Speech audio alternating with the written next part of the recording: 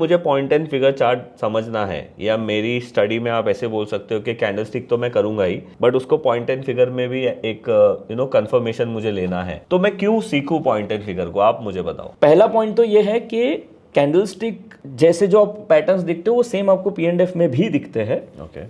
लेकिन इसमें कुछ ऑब्जेक्टिव फॉर्मेशंस होते हैं। अब ये कैंडलस्टिक चार्ट है, ये जो लंबे कॉलम होते हैं ना, इसको हम एंकर कॉलम कहते हैं। तो ये एक एंकर कॉलम, ऐसे लंबे कॉलम ऑफ एक्स और छोटा ओ, ये पैटर्न आपको ऐसे दिख रहा है। यहाँ पे भी आपको दिख रहा है अच्छे बुलिश कैंडल्स हैं और बीच बीच में छोटे रेड है, बट ओवरऑल ट्रेंड तो दोनों जगह सेम ही दिख रहा है। अब लेकिन इसमें मेरे पास क्या है, ये डबल टॉप बाय है, फिर ये डबल टॉप बाय ही आते रहा है कंटिन्यूसली। हाँ, कहीं डबल बॉटम सेल आया नहीं है। यहाँ क्या है, मैं एनालाइज करूंगा ना, ये बीच में ये शैडो आ गया ज्यादा, वही बात आ गई कि एक रेड कैंडल आ जाता है तो डर लग जाता है। हाँ। इनफैक्ट वहाँ पे एक बड़ा रिजेक्शन भी आया था जो रेड कैंडल बना है, राइट। तो वहाँ पे तो मुझे ये लगेगा कि यार ये तो हो गया इसका रैली खत्म। तो ऐसी चीजें फिर आ जाती है जो यहाँ वो नहीं दिखता है, वो एक एडवांटेज हो जाता है। इसीलिए इसको नॉइजलेस बोलते हैं। हाँ, by the way noiseless word भी हमने डिफाइन एज में कॉइन किया है। अब यहाँ देखिए, ये जो आपका पैटर्न है दिसंबर 2024 यहाँ कहीं है। हाँ, मैं वही देख रहा था कि दिसंबर 2024 वो 3 ही उसमें आ गया है। हाँ, राइट। सो अब कैंडलस्टिक में हमें ये है कि यहाँ से लेके आपका ये पूरा मूव है। हाँ, जो यहाँ पे तो ये 3-4 कैंडल कॉलम में ही हुआ है, कॉलम में ही है, राइट। तो यहाँ तो पूरा एक्स में ही है जो यहाँ। अच्छा, इसमें अगर मैं मंथली करूँ तो वैसा ही होगा। मान लो मैं मंथली करूँ तो वो भी आपको यहाँ से दिसंबर से कहीं से दिखाएगा, आपको यहाँ कहीं से।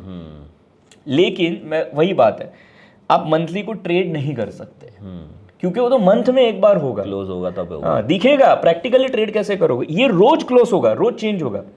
तो इसमें आप एक बार आया तो आप फॉलो कर सकते हो इसको, ये बहुत बड़ा एडवांटेज है ये बॉक्स वैल्यू टूल का। करेक्ट। अच्छा, ये टर्टल ब्रेकआउट आ गया, ये पैटर्न है एक पूरा, ये स्कैन कर सकते हो, आपको स्टॉक का नाम आ जाता है। फिर आप उसका कैंडलस्टिक चार्ट देखो ना, हाँ, आप उसको एनालाइज करो, आप जो भी कैंडलस्टिक में भी टूल कर रहे हो कर सकते हो, ढूंढने के लिए इजी हो जाएगा। इजी हो जाएगा। करेक्ट। जो पैटर्न्स है ना वो बहुत अच्छे से यहाँ पे विजिबल हो जाता है। मैं कभी कभी बोलता हूँ जो प्राइस के हिडन पैटर्न्स है ना, नॉर्मली हम कैंडलस्टिक पे ऑब्जर्व नहीं कर सकते, P&F वो निकाल के देगा आपको। तो अभी एक एग्जांपल है, ये देखिए, ये कैंडलस्टिक चार्ट पे मैं RSI इंडिकेटर लगाता हूँ।